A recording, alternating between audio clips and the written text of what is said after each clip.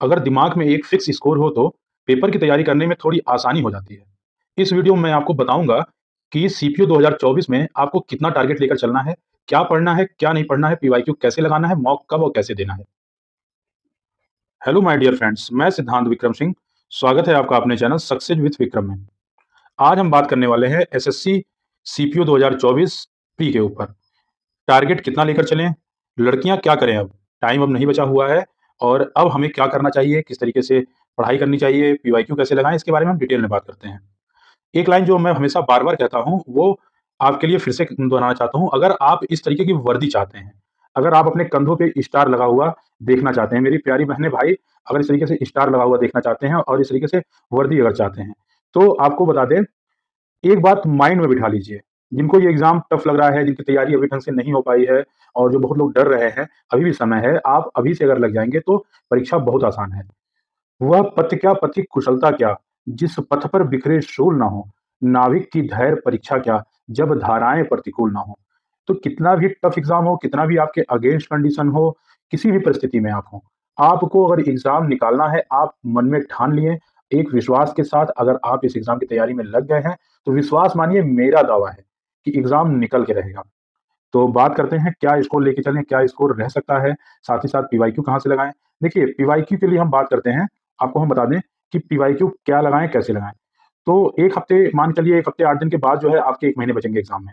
तो आप अभी से एक टारगेट बनाइए, 1 हफ्ते में पीवाईक्यू को अच्छे से कर डालिए, ठीक है? आपको हम बताएँगे कहाँ से पीवाईक्यू करना है, लेकिन पहले सुनिए, 1 हफ्ते में पीवाईक्यू को आप बहुत अच्छे से एकदम डीप में जाके आप पीवाईक्यू लगा डालिए, ठीक है? इसके बाद जो है बात किया जाएगा मॉक के ऊपर, मॉक कैसे लगाते हैं और किस तरीके से क्या अप्रोच रहना चाहिए, तो सारी बातें हम डिटेल में करते हैं। तो पहले मैं आपको बता दूँ कि आप लोग पीवाईक्यू कैसे और कहाँ से सॉल्व करेंगे।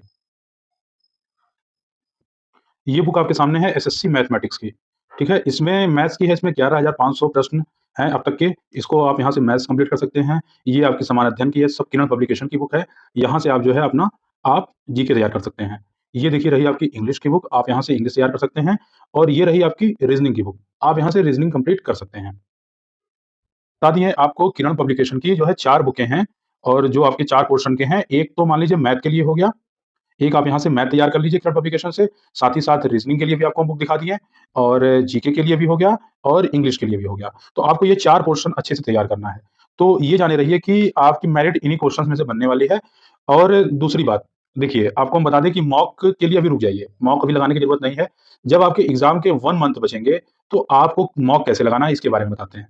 तो जो मॉक आपका रहेगा, वो मान लीजिए 30 दिन एग्ज़ाम के बचे हैं, तो 30 दिन को हम 2 पार्ट्स में डिवाइड कर लेंगे। 15 दिन जो रहेगा, 15 दिन स्टार्टिंग के 15 दिन जो है, हम 2 से 3 मॉक डेली लगाएँगे।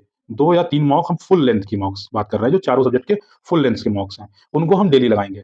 और लास्ट के जो 15 दिन बचेंगे, वहाँ पे हम केवल जो है पीवाईक्यू के मॉक्स मिलते हैं, पीवाईक्यू के मॉक्स लेके हम लास्ट के 15 दिन लगाएँगे।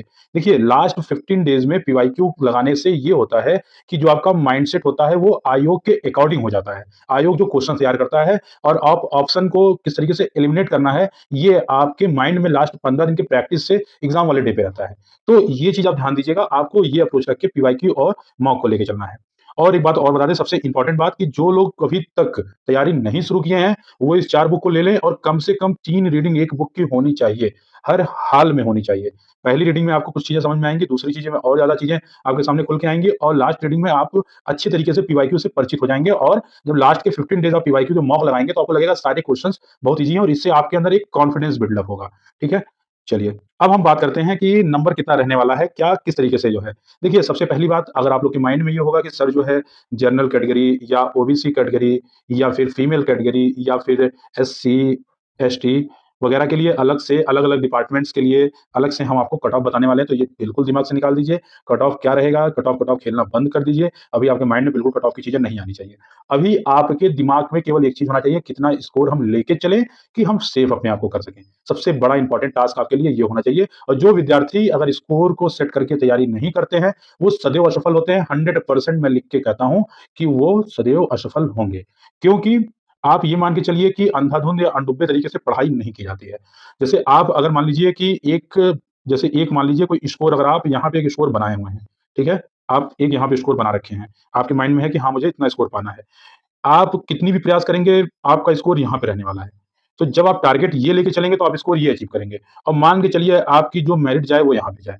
तो स्कोर सदैव इस अकॉर्डिंग बना के सेट करना है कि हम इतना स्कोर, मान लीजिए एक एग्ज़ाम्पल देते हैं कि अगर एक कट ऑफ गई 120 नंबर की और आप स्कोर बना के चल रहे हैं 120 नंबर हमको लाना है। आप फाइनल एग्ज़ाम आते-आते आपका नंबर 110 नंबर देखिए आप सिमट के रह जाएँगे। तो आपका फाइनल सिलेक्शन नहीं होने वाला है। ठीक है? ये बात आप पहली बात है दिमाग में बैठा लीजिए। तो आपको ये गलती बिल्कुल नहीं करनी है। आपको स्कोर अगर देखिए 120 कट ऑफ जा रही है, तो आप स्कोर लेके चलिए 140 का, तो आपके नंबर कटते-पिटते आएँगे 130, तो आप फाइनल सिलेक्शन होते-होते आपकी 120 कट ऑफ में आप एकदम निश्चिंत होके आपको कुछ नहीं मिलाना पड़ेगा। बार-बार अपने आंसर की को नहीं मिलाना पड़ेगा कि कहीं मेरा 1 नंबर बढ़ ना रहा हो, 1 नंबर घट ना रहा हो। आप निश्चिंत होके रह सकते हैं कि हाँ, मेरा सिलेक्शन पक्का है। ये अप्रोच अपनाइए। मेन मेरा वीडियो बनाने का पर्पज़ यही था कि आपको हम क्या समझाएँ। देखिए हम चाहें तो अलग कुछ भी आपको कट ऑफ दे दें, आप लोग को चीज़ें कर दें। देखिए एक चीज़ बता दें, आप जो ये टारगेट आपको लेके बना के चलना है, ये टारगेट आपको कितना बना के लेके चलना है? ये हर कैंडिडेट के लिए है, चाहे वो जनरल कैटेगरी का है, चाहे वो एससी-एसटी का है, चाहे वो ओबीसी का है, चाहे वो किसी भी कैटेगरी का है। आप एक जो है टारगेट 150 नंबर का प्योर टारगेट लेके चलिए, एकदम प्योर टारगेट आपका 150 नंबर का टारगेट लेके आपको चलना ही चलना है, ठीक है? आपका फाइनल आंसर की वगैरह आते-आते देखिएगा एग्ज़ाम में बैठते-बैठते आपका 140 से 145 के बीच में आपका नंबर देखने को मिलेगा, ठीक है? नॉर्मलाइज़ेशन अगर हो गया ठीक-ठाक, अगर आपको फ़ायदा मिल गया, तो 4-5 नंबर इसमें आप ऊपर निकल जाएँगे। लेकिन आप ये मान के चलिए कि अगर आपको सिलेक्शन लेना है तो 150 टारगेट आपको बना के चलना ही चलना होगा, और अगर 150 टारगेट बना के चलते हैं तो अगर आप 140 नंबर भी ले आते हैं, तो मान के चलिए कि आप सेफ हो जाएँगे, ठीक है?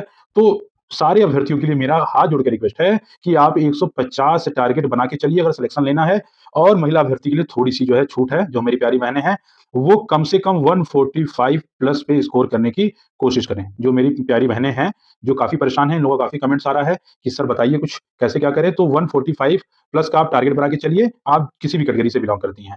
तो आप ये मान चलिए कि अगर आप जो है फीमेल कैटेगरी में हैं, तो आपको इतना टारगेट बना के लेके चलना है। मॉक में 145 प्लस नंबर आपके आने चाहिए, और सभी कैटेगरी के लोग जो है मेल कैंडिडेट 150 प्लस आपके मार्क्स आने ही आने चाहिए, तभी आप एग्ज़ाम देने जाइएगा, अन्यथा एग्ज़ाम देने मत जाइएगा। क्योंकि अगर अगर आपका इतना स्कोर नहीं बन रहा है, तो ये मान के आप चलिए कि आपकी पढ़ाई अच्छी नहीं है। तो पढ़ाई अभी से एक जुनून के साथ तैयारी लग के कीजिए। अब एग्ज़ाम में ज़्यादा टाइम नहीं बचा हुआ है, एग्ज़ाम बहुत करीब है। साथ ही साथ में आपको एक चीज़ और हम बता दें कि अभी से क्या करिए कि हफ़्ते 10 दिन का जो टाइम है, 7 से 10 दिन का जो इधर टाइम है, उसमें आप डेली का डेली जो है सब्जेक्ट वाइज़ मॉक लगाते रहिए, ठीक है? सब्जेक्ट वाइज़ मॉक, जैसे इंग्लिश के, मैथ्स के और रीज़निंग के, जीके के आप अलग-अलग मॉक्स लगाते रहिए। उसके बाद जब 1 तारीख से आप एक टारगेट सेट करिएगा कि फुल लेंथ मॉक टेस्ट मुझे 2 से 3 लगाने ही लगाने हैं, साथ में पीवाईक्यू सॉल्व करना है। और लास्ट के 15 डेज़ में आप मार्केट से जाके पीवाईक्यू बेस्ड मॉक ले आइएगा और लाके उसको लगा लीजिएगा। बाकी जो इम्पोर्टेंट क्वेश्चन्स रहेंगे, कुछ क्वेश्चन्स देखिए हम हिस्ट्री के, पॉलिटी वगैरह के बना के डाल दिए हैं, वहाँ से जाके आप देख के तैयारी कर सकते हैं, और साथ ही साथ कुछ ना कुछ क्वेश्चन्स हम बना-बना के सीरीज़ आपका डालते रहेंगे। तो समय निकाल के आप उसको भी ज़्यादा ज़्यादा देर का नहीं, 10 मिनट 12 मिनट का जो है एक वीडियोज़ होगा, आप जाके कभी भी खाली टाइम में निकाल के उसको देख लीजिएगा, साथ ही साथ उससे आप अपनी तैयारी भी चेक कर सकते हैं। तो आप लोग जो है अभी से लग जाइए, समय ज़्यादा नहीं बचा हुआ है, और एकदम जुनून के साथ एक सफलता पाने के लिए, एक सीट पक्की करने के लिए, अगर आपको इस तरीके से सेल्फी खिंचवानी है वर्दी में, तो आप अभी से लग जाइए। चलिए बताइए वीडियो कैसा लगा, हमें कमेंट करके अवश्य बताएँ, और आपको किस चीज़ के बारे में और अपडेट चाहिए हमें बताइएगा। साथ ही साथ आप लोग नोटिफ़िकेशन वाले सेक्शन में जाके आप काफ़ी वैकेंसीज़ के जो है हम वो डाल रखे हैं, नोटिफ़िकेशन डाल रखे हैं, कुछ वैकेंसीज़ आई हुई है, जाके वो वीडियोज़ देख लीजिए, वो फॉर्म आप लोग फिल कर लीजिए, जो लोग फॉर्म अभी तक नहीं फिल कर पाए हैं। तो फिर मिलेंगे अगले नए अपडेट्स के साथ, तब तक के लिए हर हर महादेव।